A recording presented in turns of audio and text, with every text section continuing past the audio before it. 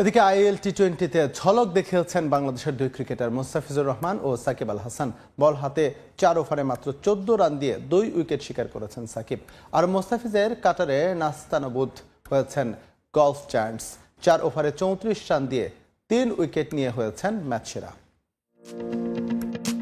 Franchise লিগে বাংলাদেশের দুই কান্ডারি সাকিব আল হাসান ও মুস্তাফিজুর রহমান। আইএল টি-20তে আছেন তাসকিন আহমেদও।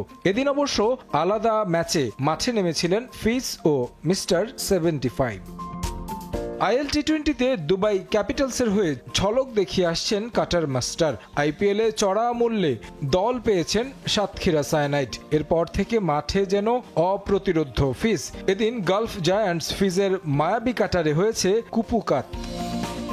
জেমস ভিন্স যখন থিতু হয়ে রান তুলছিলেন পাল্লা দিয়ে, তখন দৃশ্যপটে বাঁহাতি পেসার 14তম ওভারে গলফের অধিনায়ককে ফিরিয়ে লাগাম টানেন প্রতিপক্ষের।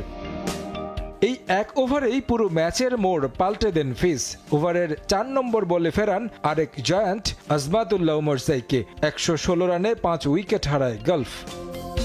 পরের বলে ফিজের কাটারে নাস্তানাবুদ শেন ডিকসন। হ্যাট্রিকের সম্ভাবনা তৈরি করেন টাইগার পেসার। ততক্ষণে 6 উইকেট হারায় প্রতিপক্ষরা। সেখান থেকে আর ঘুরে দাঁড়াতে পারেনি গলফ। 156 রানে অল আউট হয় তারা। 34 রানে 3 উইকেট নিয়ে ম্যাচ সেরা বাঁহাতি পেসার। 6 উইকেটের জয় পায় দুবাই ক্যাপিটালস।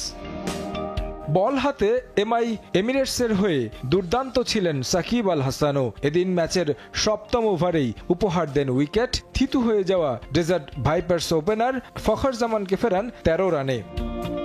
নিজের দ্বিতীয় ওভারেও ঘূর্ণিতে বোকা বানান প্রতিপক্ষ ব্যাটারকে। স্যাম কারানকে ফিরিয়ে থামিয়ে দেন ডেজার্ট ভাইপার্সের রানের চাকা। এরপর আরও 2 ওভার করেন সাকিব। এদিন তাকে মোকাবেলা করাই কঠিন মনে হচ্ছিল প্রতিপক্ষের। শেষ পর্যন্ত 4 ওভার বল করে 14 রান দিয়ে নিয়েছেন 2 উইকেট। তবে ব্যাট হাতে খুব একটা উজ্জ্বল ছিলেন না টাইগার অলরাউন্ডার।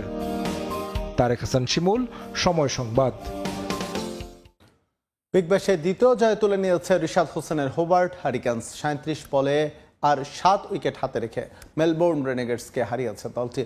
ম্যাচে 4 ওভারে 21 রান দিয়ে 1 উইকেট পেয়েছেন রিশাদ। টস জিতে শুরুতে বোলিংয়ের সিদ্ধান্ত নেয় হোবার্ট। প্রথম 3 ওভারে বোলিংয়ে এসে কোনো উইকেট শিকার করতে পারেননি রিশাদ হোসেন।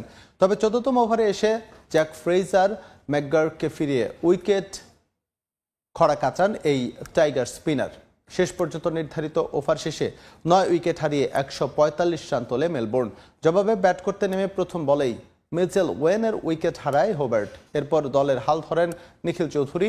চতুর্থ ওভারে আরেক ওপেনার টিম ওয়ার্ড সাজঘরে ফিরলে বেন ম্যাকডারমটকে নিয়ে প্রতিরোধ করে তোলেন নিখিল। দলে তখন জয়ের দ্বার প্রান্তে তখন 79 রানে আউট হন এই ব্যাটার। শেষ পর্যন্ত 7 উইকেটের জয় তুলে নেয় হারিকেন্স। 3 ম্যাচে 2 জয়, পয়েন্ট টেবিলের শীর্ষে এখন হোবার্ট।